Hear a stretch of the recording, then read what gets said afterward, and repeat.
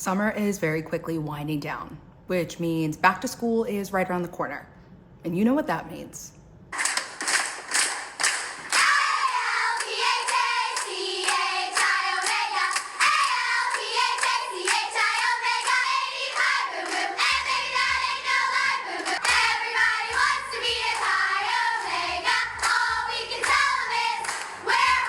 That's right, rushtok is back.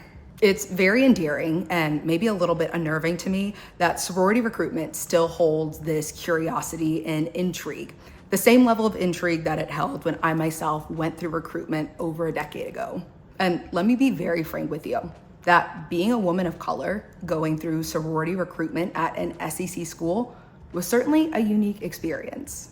Every year when rushtok starts popping off again, I find myself going back to that time in my life and reflecting on what a strange experience it really was. I've felt compelled to talk about this with somebody for years now, and what better place than my little corner of the internet?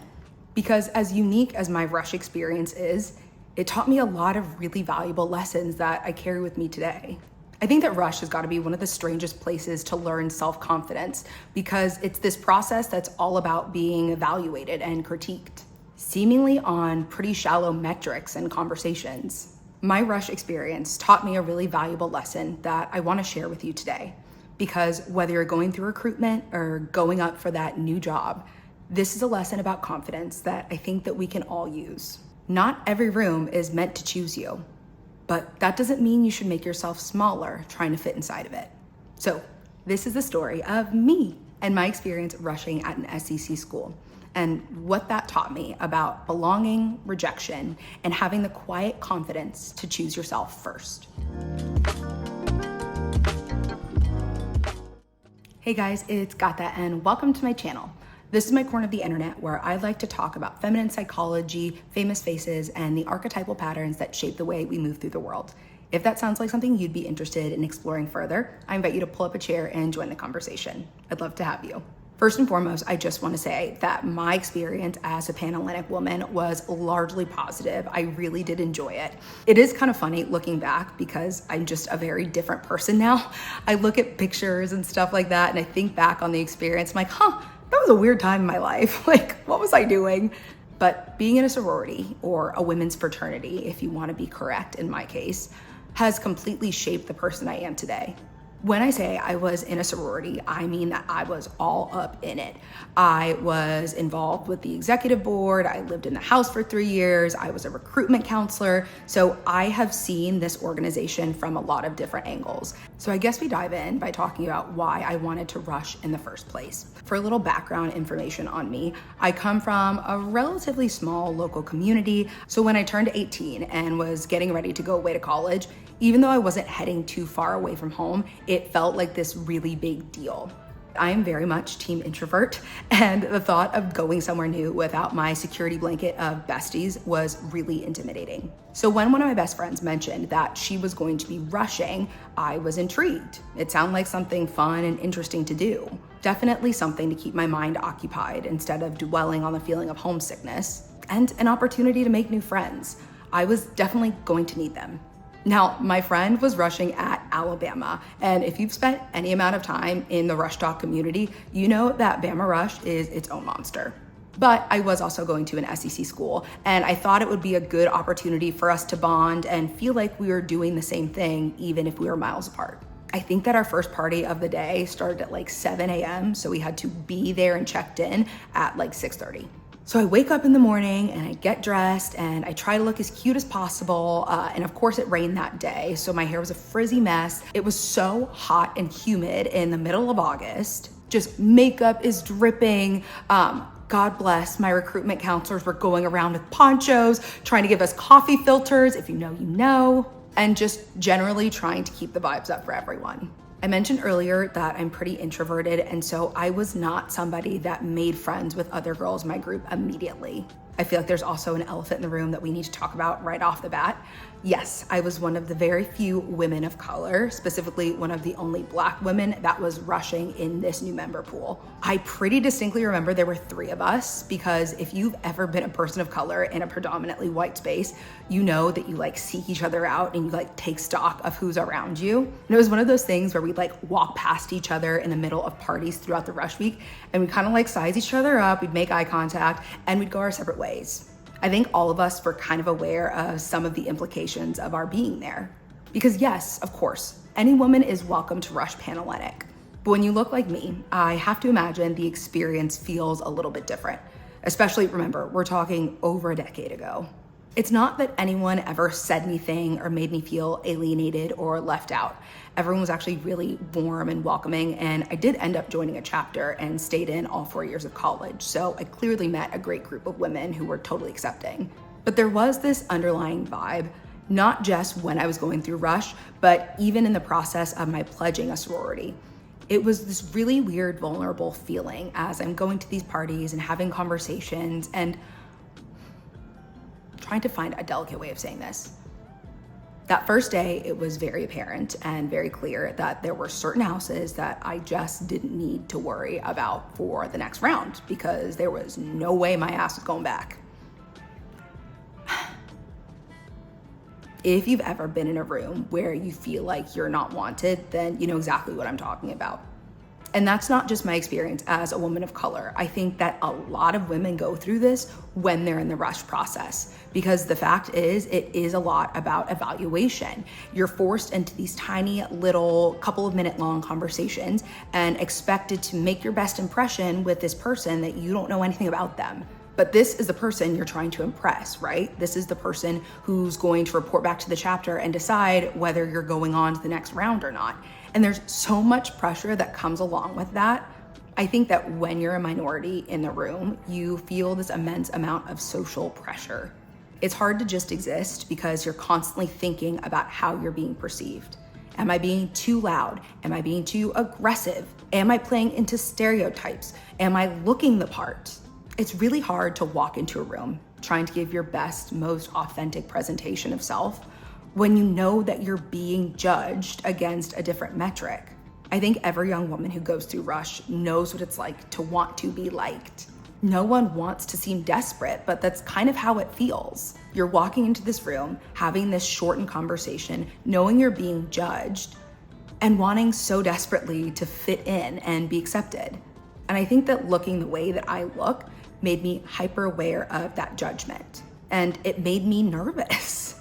If we're getting real here for a second, growing up, my parents always tried to instill in me and help me to understand that not only am I a Black person in this world, but I'm a Black woman in this world. And that realistically, sometimes that would mean I would have to rise to a higher bar than other people around me. And we do not have time to unpack the validity of that statement, but it was a message that I've always internalized and that I carry with me, I think, even to this day. When I look and think back on my time rushing, I do cringe a little bit, because who doesn't cringe when they think back on themselves 10 plus years ago? Knowing where I was at that time in my life, I am impressed that I stuck it out in this tough social situation. It really helped me to grow and learn to accept myself.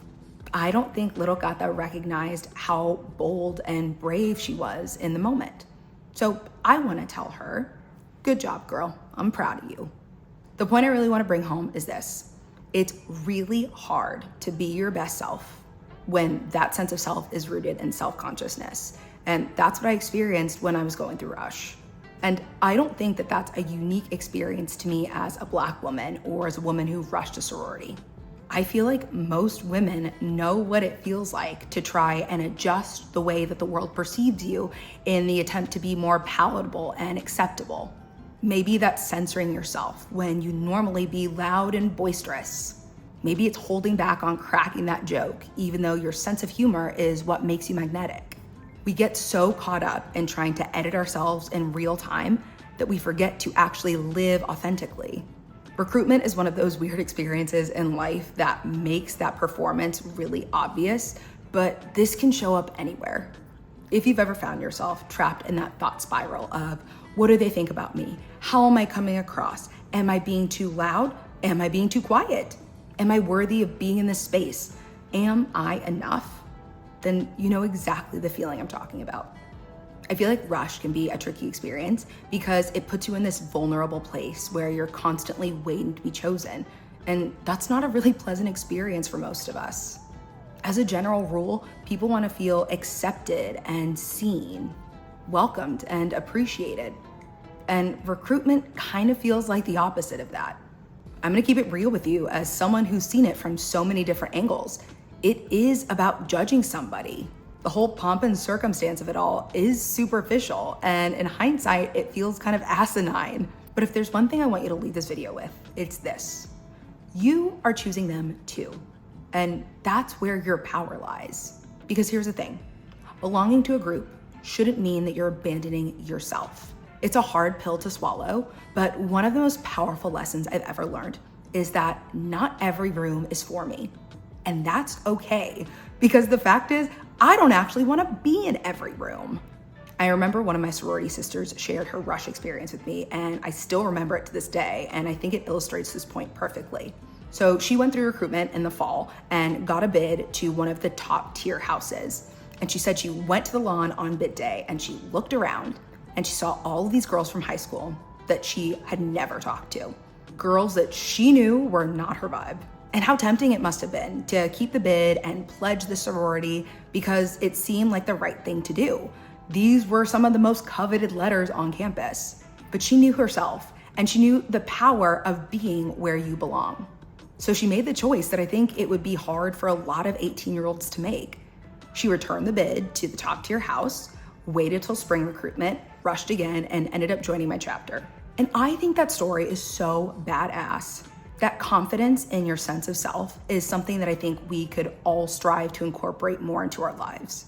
When you realize you don't belong in a space, it can feel really uncomfortable.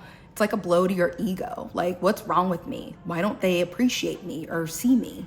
But I think it's more powerful and helpful if you reframe it like this. Rejection hurts, but pretending to belong in a space where you actually don't will always hurt more.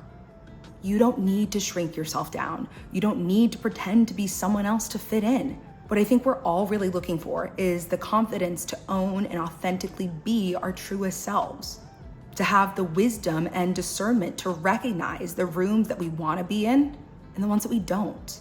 That's discernment. That's wisdom. That is queen energy. Because queens don't beg for people to choose them. They move through the world with confidence, knowing the power to choose is in their hands.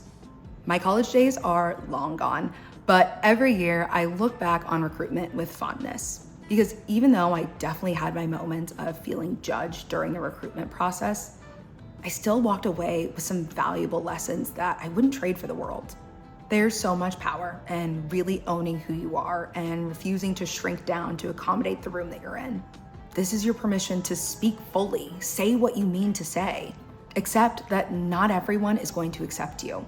But if you're constantly hyperfixated on performing a role that you think is more acceptable, you make it even tougher for the right people to recognize you for who you really are.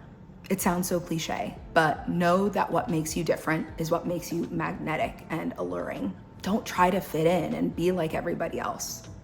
Own the thing that makes you unique. Your perspective, your style, your interests. Don't treat your difference like a liability because it's often the very thing that makes you shine. I also want to share a quick little message, especially for my ladies who are about to go through recruitment. You are so beautiful, you are amazing and interesting and badass, and this week is not about begging hordes of women to choose you. It's about walking with the quiet confidence to choose the place that you belong. This is your chance to find the right people for you. So take some time to prepare and think about how you would interact in kind of small talk conversations, but don't script yourself so much that you lose your edge and personality. Take it from somebody who's been on the other side of recruitment. Those are the exact things that make you magnetic and memorable. As you make your selections, take some time to notice how you feel when you walk out of a house. Check in with your nervous system after each party and write those notes down. Be careful not to confuse prestige with belonging. Just because these letters are desired by someone else doesn't mean they have to be desired by you. And finally, don't let one room's reaction to you dictate how you feel about yourself. We don't do desperate energy over here. This is not you auditioning to prove that you're worthy to other people. Just by being your true, authentic self, you've already proven your worth.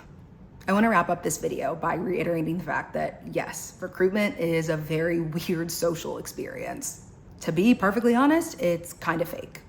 But if you walk into it with authenticity, being your truest self, the relationships and connections that you have the opportunity to gain, that's real.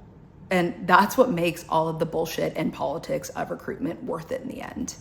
That temptation and impulse to be chosen by everybody can follow us throughout the rest of our lives, whether we're talking about relationships or work or friendships. But if there's one thing I really want you to take away from this video, it's this. Confidence really isn't about being desired by everybody. It's about learning to love and own yourself authentically and to be able to recognize the rooms where you truly belong, the ones where you can shine. What do you think? Whether you've been in a sorority before or not, I would love to hear your thoughts on belonging and shrinking yourselves to fit in. Also, for my ladies that may be going through recruitment right now, I think you're really gonna enjoy my video about how to come across as more attractive, because who doesn't want that going into Rush? So I'll see you over there, or I'll just catch you next time. Until then, take care of yourselves. Bye guys.